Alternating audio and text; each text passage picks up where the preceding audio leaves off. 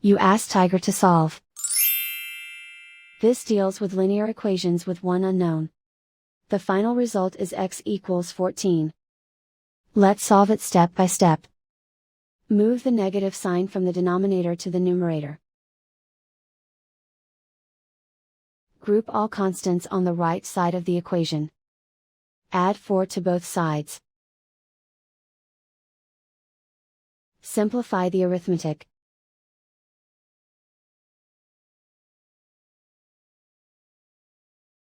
Isolate the x. Multiply both sides by 7. Group like terms. Multiply the coefficients. Simplify the arithmetic.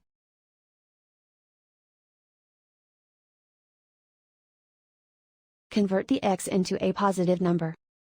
Multiply both sides by -1. Remove the ones. Simplify the arithmetic. And so the final result is x equals 14.